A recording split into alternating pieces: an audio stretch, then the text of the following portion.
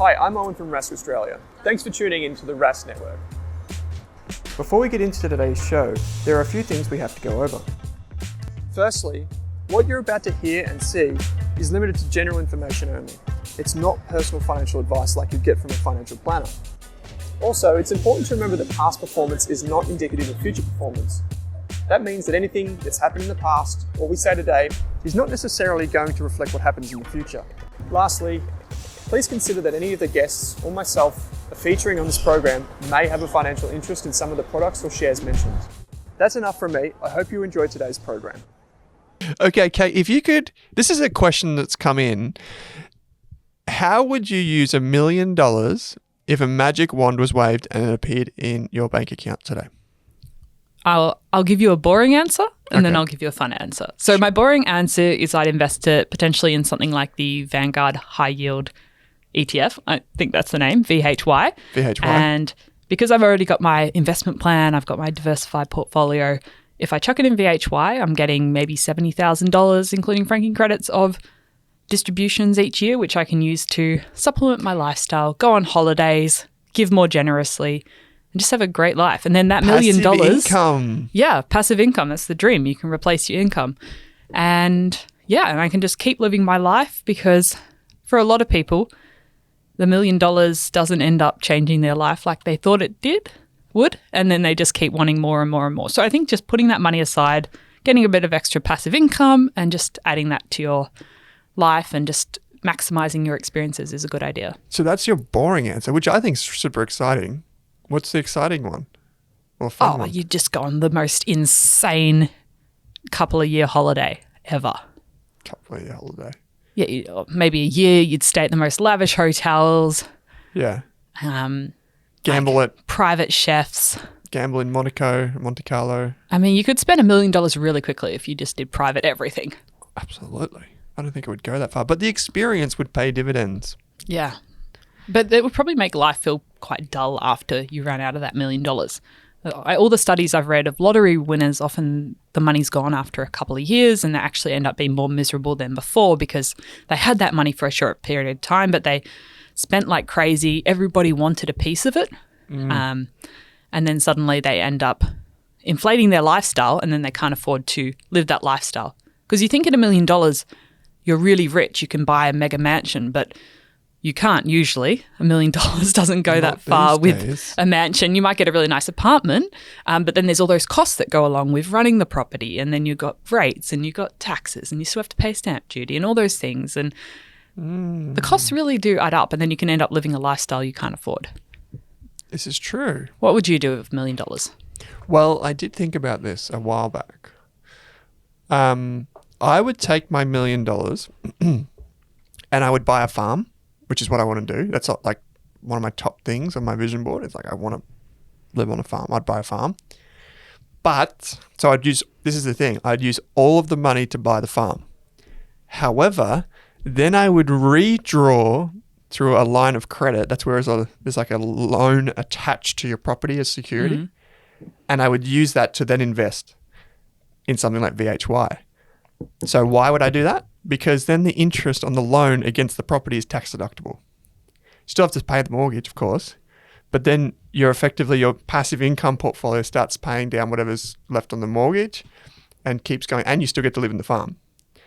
So you might be out of pocket and whatever a bit, but then I get the best of both worlds. I've still got that passive income portfolio with the interest being tax deductible, and I've got the farm that I want to live on, and that would be enough for me. I probably wouldn't. But then you'd need to get a job to actually pay for all your living costs if you spent most of it on the farm. Yeah, I would.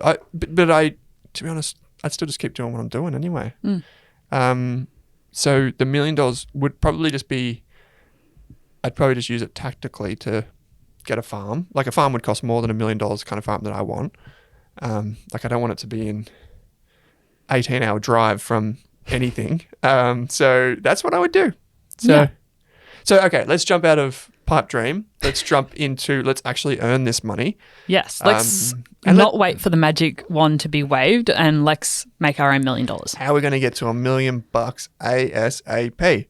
Okay, so we're not going to give you the get rich quick scheme. We're going to get you the get rich slow scheme, or get wealthy slow, as I probably like to put it. Get wealthy slow. Yeah, we've got get rich slow, part of the road trip. Yeah. So if you want to learn more about this topic, Rask Road Trip, that's on the Rask Education course, completely free course. Go and check it out. You get a free download. You can work on your own money that way. Yeah. I think the first thing to note is that it is possible, and we'll explore that in today's episode, but it's not going to happen overnight. And that's often where people go wrong, because they do look for something that's a really quick fix.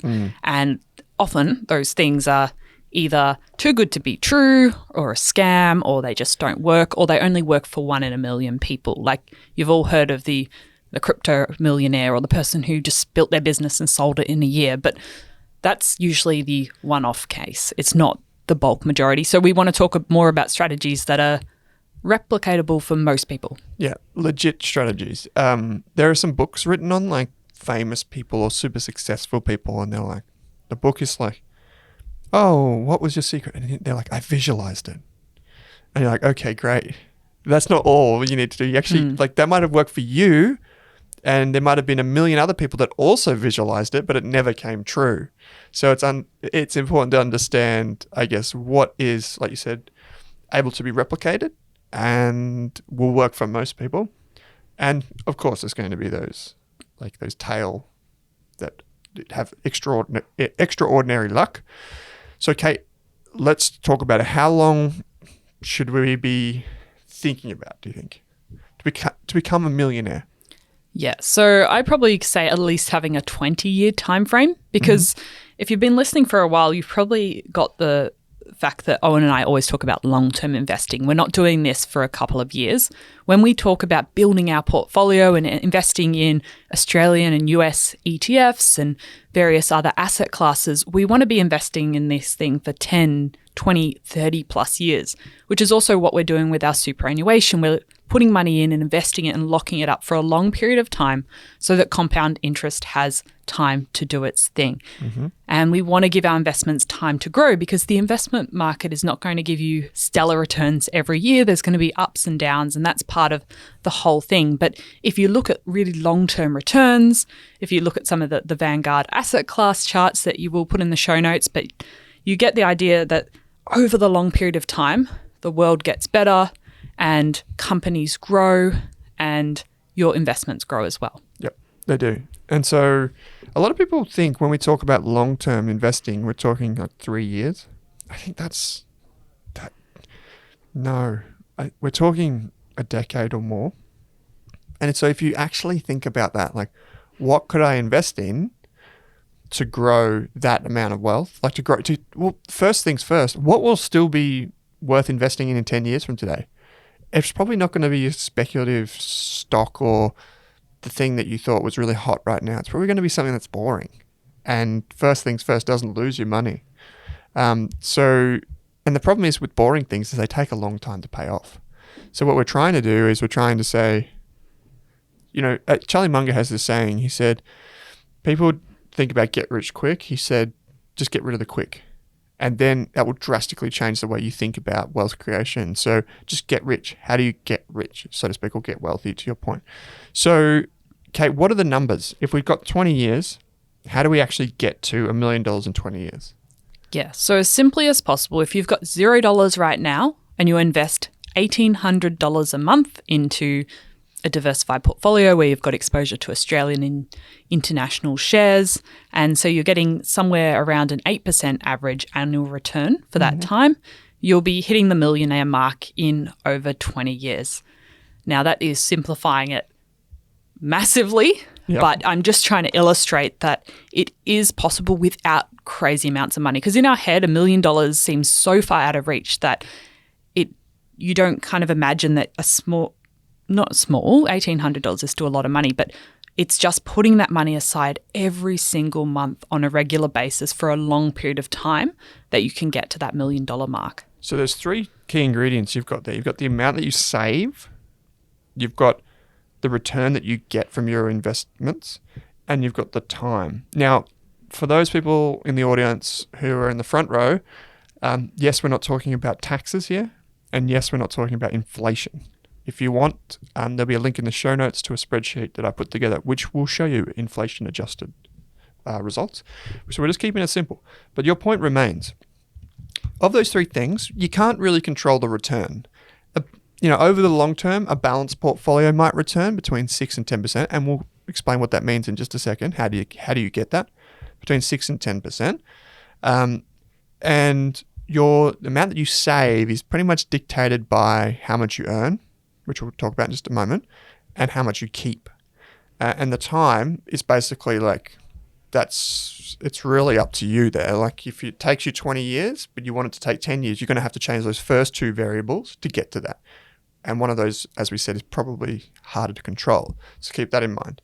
So Kate, $1,800 out of touch for me. I'm listening to this. I can't save that amount of money. What are some other scenarios? Yeah. So I think the great thing about this is once you've got this number in mind, and I think a lot of people work with the $1 million mark because it's a round number. It's just kind of like the I've made it number.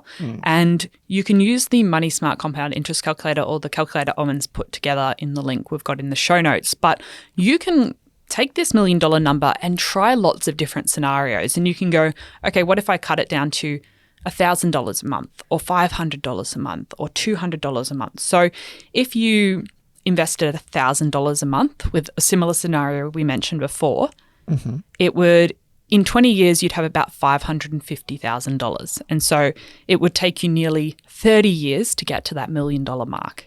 Okay. If you invested $500 a month, it would take you about 35 years to get to that $1 million mark. Okay. So the less you invest each month, the longer you're going to have to give yourself to get to that $1 million mark. But the thing is, for many of our listeners who are in their 20s, 30s and 40s, that amount they can invest each month will hopefully change over time, whether they can increase their income, whether they can decrease their living expenses, maybe they can start a side hustle, maybe they've got a bonus or they use their tax return. So you can put extra money into your investment portfolio over time. So it's not always going to be that consistent $1,000 a month for 20 or 30 years. Yeah. And there will come a point where your savings amount is less than what the portfolio is making for you. And that's a truly wonderful feeling. So if you're busy shoveling money in as quick as you can because you want to save more and you want to achieve financial freedom ASAP, there will come this point, and it'll probably creep up on you, when holy heck, my portfolio went up, even after taxes, faster than I could save. And then from that point on, 1 to 2 years past that point, typically it just becomes more and more powerful. And it's like a big snowball going down a hill. Becomes more and more powerful. And so that if we go back to those three things that you need, being time, the returns, and the amount that you save, the savings become less important and the return becomes more important. And that's what we call compound growth, basically. And that's what kicks in right at the end of those compound interest calculators. You see it just like stepping up in a big way. And that is truly impressive. So if you are at that point now, or you're approaching it, you'll know what I mean. And the dividend checks aren't $5 anymore. They're $5,000, and they're super, super powerful for wealth creation. Yeah, and it can take a while to get that point. When you're just investing, if you just start with investing $100 or $200 a month, it takes quite a few years before you see your portfolio start to build and have returns to a meaningful amount. And so it can be hard to get that motivation at the beginning. And that's why it's so important.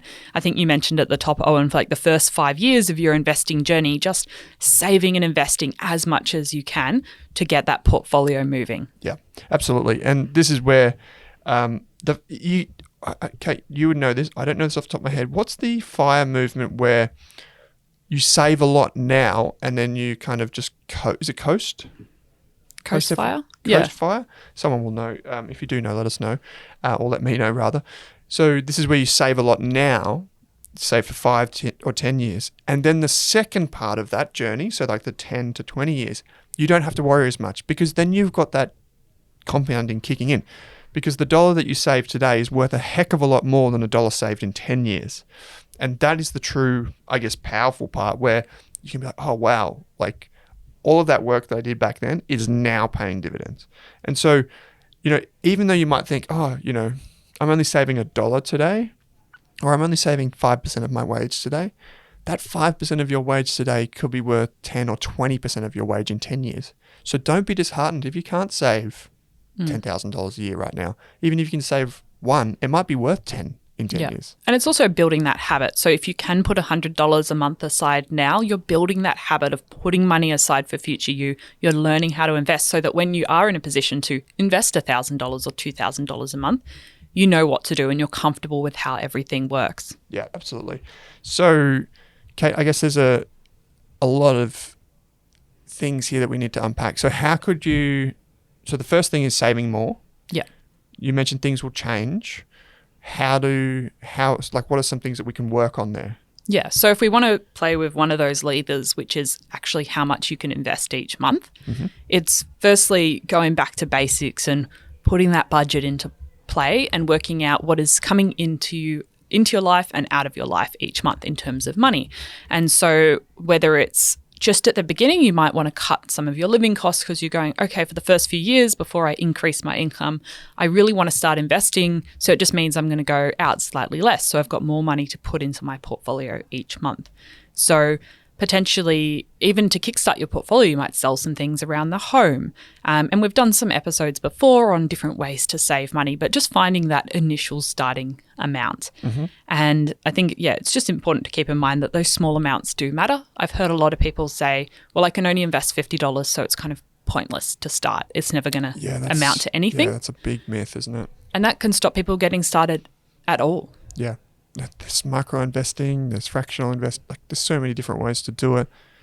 Just put it in your super fund if you're that way inclined to pay for your insurance and compound. Yeah. So whether it's decreasing your income, working on getting a pay rise at work, using your bonus, maybe starting a side hustle, or focusing on upskilling so you can change jobs into a higher paying job so you have more money to invest each month. You're wanting to find an amount that you can comfortably put aside for future you and you can invest for 10 or 20 years to time that you're not going to need to touch in the immediate future. Yep. We've talked, this is a Kickstarter for emergency funds you mentioned there. Sell some stuff around the house, but get a pay rise, work on your career. The first 5 years of this journey is probably about how can I grow my shovel, so the amount of stuff that I'm throwing into this savings account or this investing account. I was moving a bunch of gravel at home the other day, right? And I had a massive load. It was probably like 7 cubic meters, and I was moving it and all the landscapers listening to this will know what I mean, was moving it with a regular shovel, and it took me so long, like days, right? So the next morning I went down to the hardware and I got one of the shovels that are designed for scooping more gravel, and it doesn't look like it makes much of a difference. You didn't just buy a wheelbarrow? I had a wheelbarrow as well. Oh, okay. But I got this shovel for like $12, and I was like, I'm never going to use this thing again because how often am I going to be moving this much stuff? Oh my Lord. I reckon I moved it about 5 times quicker. And that's kind of the analogy for your income. If you can find a way to make your shovel bigger, do that. Like get a pay rise, take on an extra work if you want to, just don't want to do that forever. But I think there's a big thing to be said for that first 5 years. It's about saving as much as you can. And one way you can do that is increase your income. And as you said, cut costs, cut things out of your life. How about the investment return, Kate? We always talk about diversified portfolios and we say Vanguard this, Vanguard that, or ETF securities this, beta shares that. A lot of people that haven't started investing, or even people that have been investing for a little while, I think, you guys talk about like compounding and stuff, but my stocks are going all over the joint. Where do you go to get that type of return? Like, can I stick with property? Can I stick it in a savings account? Can you explain those options for me? Yeah. So if you're looking, the number we mentioned in the scenario, 8% average annual return for 20 years, that number's not generally, not in the last decade or two, going to be found in a savings account or a term deposit. So the thing to keep in mind here is to become a millionaire, you're going to need to invest the money, whether it's in a business, whether it's investing in lots of businesses through investing in an exchange-traded fund, which is just a basket of businesses. Yep. You can buy a piece and it gives you access to the top 200 businesses in Australia. You might invest in property. There's lots of different asset classes, and we've done a lot of episodes on how to invest in ETFs, and the basics of investing in our share investing series earlier this year. And we've got our Get Started Investing course, which is free on Rask Education. But the thing to keep in mind is you're going to have to invest that money in something that is going to go up in value or pay income. Yep. So you have to, if I spoke to Jason Kochoff on the Australian Investors podcast recently, and if you've read Rich Dad Poor Dad, the book, you'll remember the cash flow quadrants. Jason brought this up. There's effectively the money that you earn from your employment. Then there's the money that you might earn from your own business. But then there's money that other people make for you. And this is what the share market represents. This is other people in big companies like Commonwealth Bank, Telstra, Apple, Netflix, Tesla, whatever you invest in, and we say you can do it via ETFs. That's other people working for you. And that's so you're building up that asset column as quickly as you can. And if you don't build up that column, you're never going to achieve the compound growth that we're talking about. If you just keep it in a bank account because you're too scared to learn about investing, or if you just think, this is too overwhelming, I've got these limiting money beliefs, I'm not smart enough, I don't know enough, I don't have enough money. If these things are holding you back, you're not ever going to achieve that. So this is what we say by investing. And the big scary part of all of this is, even though we say diversified portfolios, you're probably not going to have 8% each and every year, right? And no one can guarantee what the future holds. So, Kate and I, neither of us have achieved 8% per year every single year since we've been doing this. Some years down 20%. Some years down. Some years up 30%. Who knows? Yeah. Like, it's all over the place. Over 125 years or thereabouts of stock market history, 20% of those years are backwards. Yet it's still the best place to invest. And that's why the numbers will always be 8% average over 20 return. years, which no year is exactly 8%. And so that is probably where the final bit, which is that time frame, comes in. But I'll just wrap up, include some resources. Again, Get Started Investing, our free course on Rask Education. We've got our Beginner Shares course. We've got our Get Rich Slow course. We've done heaps of podcast episodes. So and check out as many resources as possible. Read The Barefoot Investor. But it's just important that you do research, you talk to a financial advisor, and you learn how to invest, because over 20 years in a savings account, you're not going to get very far. Yep. Kate, I just did some numbers while you were talking to try and work out at which year of remember your $1,800 per month saving strategy at an 8% return. I was just trying to use my own calculator here to work out which year the investments gave you more than you saved. And that it's actually interesting. That year is actually the 10th year. So at year 10, your investment return is making more than you're saving. So more than you're contributing. From that point on, forever into the future, your investment portfolio would be making more than you're saving, based on like some very simple maths here. But it gives you an idea. If you were to have a higher investment return, that would change things. And some people want to do it really fast, and they'll shovel in $4,000 or $5,000 a year for 10 years to really supercharge their journey. And everyone's in a different spot to start with, and so you just have to figure out what are the variables you can start with, and how can you maximize what advantages you have to work for you. If you go to the blog dividendsdownunder.com, there's a couple there, and they emphasize significantly like the importance of your savings rate, how much you're saving, and monitoring that over time. Fantastic blog. Go check it out, and it will explain all of what I'm talking about. And even just a couple of years where you might have to sacrifice some of those outings and going out and holidays can really kickstart your portfolio's journey. Because I remember I looked back at when I started investing at 18, and I used to track my net worth on a very regular basis compared to how often I do now, because I needed that motivation when I was starting. And every month it would only increase by $100, or some maybe 1 month, $300. 1 month I went backwards because I spent some money. And I can see how the portfolio slowly grew over time. And the progress was very slow at the beginning. And the numbers didn't get bigger very quickly, but I just kept at it. And then my shovel got bigger. I was able to put more aside. I knew a bit more about what I was doing, so I was able to maybe take advantage of getting slightly higher returns because I was not buying and selling things all the time and paying more tax. And as I learnt what I was doing and put more money aside and sort of recognized what my goals were instead of just investing, it slowly started to get faster and faster and to grow.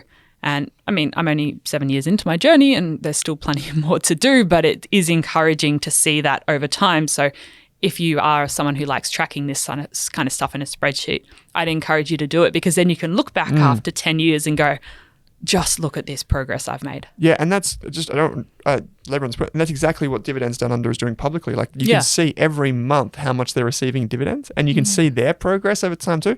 And you can use our and even spreadsheet. Strong Money Australia's website. A lot of the fire community do it. Aussie Firebug. A lot of them are kind of like that. They're probably 10 years into their journey, so they're probably a little bit further ahead than most people. But you can see that over time, and you can see the dividends growing over time. And you can do that too. Just use the spreadsheet that's available in our road trip courses. It kind of combines everything. Kate, I think that's a lot to go on. I think we all want to be millionaires, right?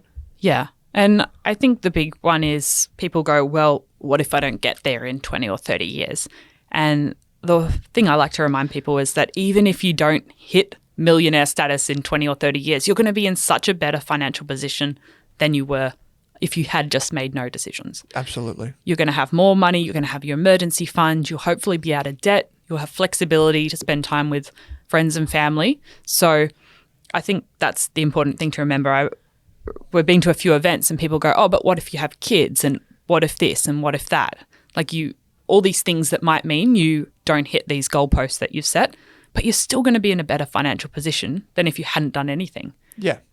I think it's enjoying the process as much as anything. We don't know what's going to happen next year.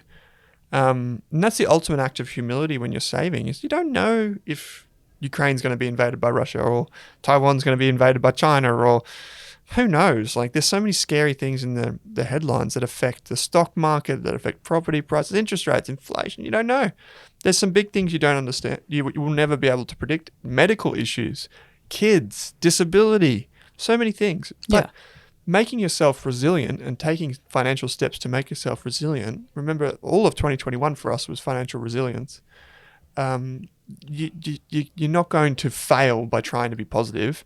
Yeah. And it's focusing on what you can control. Absolutely. In that you can't necessarily control the returns, though you can control how you allocate your portfolio. So instead of putting 100% of your money in a speculative company you read about on the internet, you actually do your research about how to build a diversified portfolio using some of the resources I mentioned. You can also control, in some ways, the amount you invest each month. You can focus on, okay, in 5 years, I want to be able to invest more each month. So how am I going to get to that point?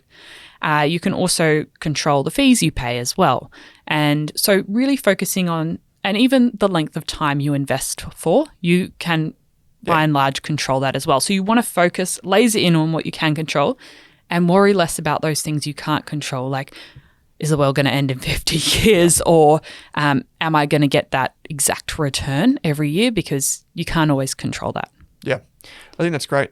I mean, yeah, as I was saying, there's things you can control, things you can't, and everyone is different. So the way Kate and I do things might be different to the way you do things, and someone else in a community might say something else, or one of these bloggers might say something else. That's completely fine. Yeah, everyone's investment goals and the way they invest looks differently. Even if they're using the same ETF strategy, they're going to be investing different amounts and using their money in a different way with different aims. So yeah, I think it's just when you look online and you're researching, you think, oh, I have to do it this way or this way. And I'd say Owen and I invest differently. Most of our listeners would invest differently.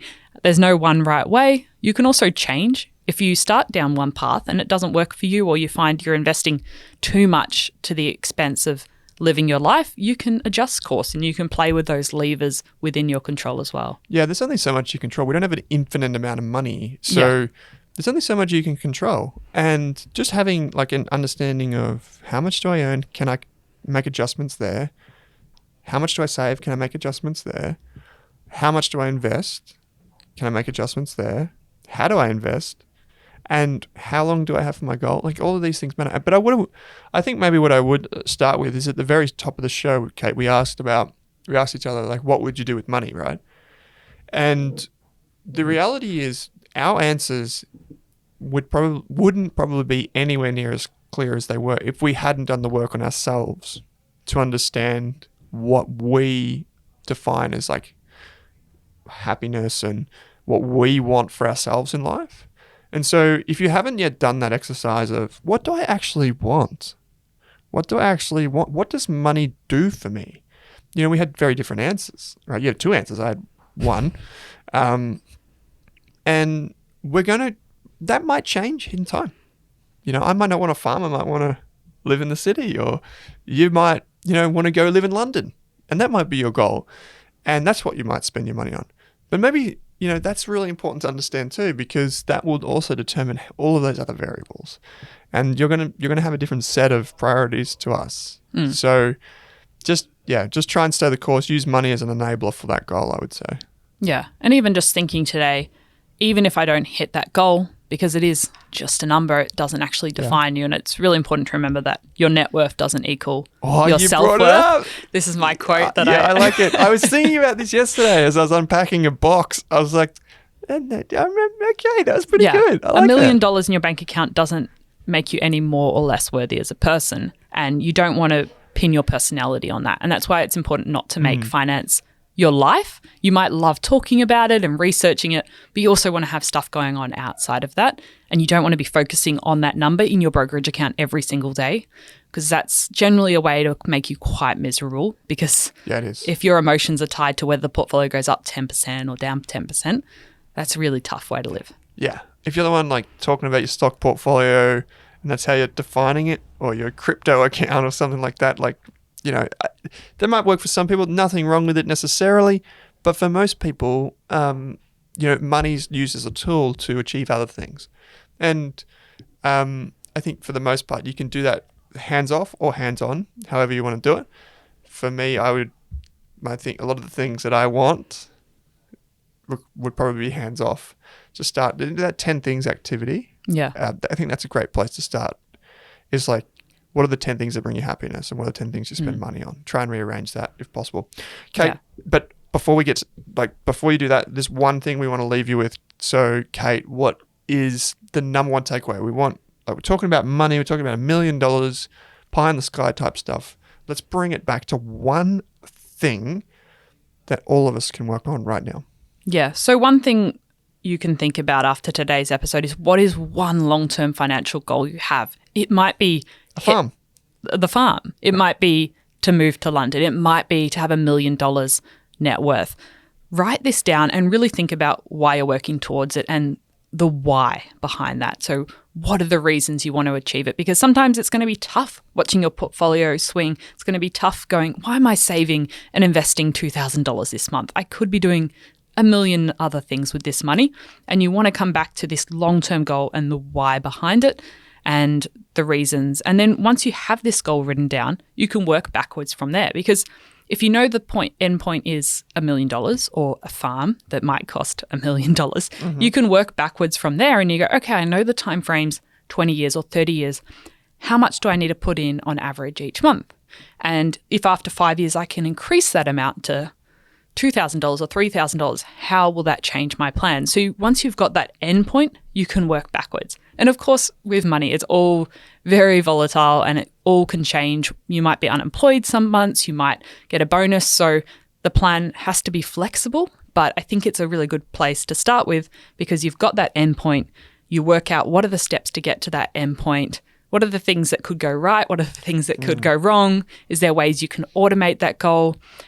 What education do you need to do, and how much time do you need to put aside to that to actually learn about investing and figure out all of the steps along the way? I like it. Do we have a vision board as part of the road trip thing? It's like a little... No.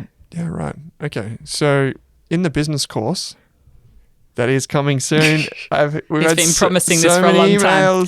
I'm 60% of the way through if you enroll in the business course on Rask Education. The thing that I start with in the course is... before you even start your business, let's just do a very simple vision board. And there's like 5 questions there. Like, why the heck are you going to start a business? Like, what is it really? Because if you're just simply motivated by money, then you'll probably be very unhappy starting a business. So like starting at why am I doing this? That's taken me so long to get around to this. And I'm so grateful that I've finally done it, and thanks to you for prompting me to do it. Start with why, and then work back from there. And hey, like you said, even if you don't reach that pie in the sky, what does people say? Reach the stars. If you don't grab it, at least you're on top of the world.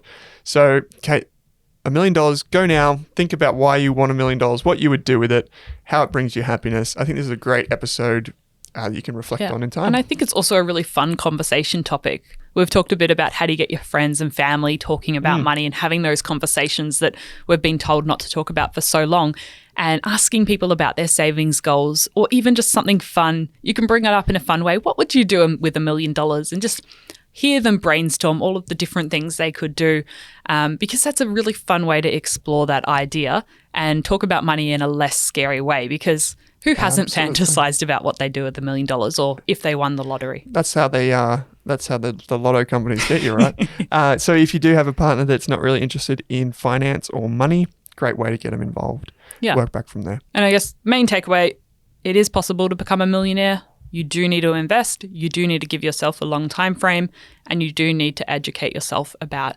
investments and all of that stuff. And we've got heaps of free courses, resources, and podcasts, and you've got to be patient. It's all at your fingertips, and we mean that seriously. Like, if not knowing enough and not feeling smart enough is your concern, that's what's holding you back, you are not alone.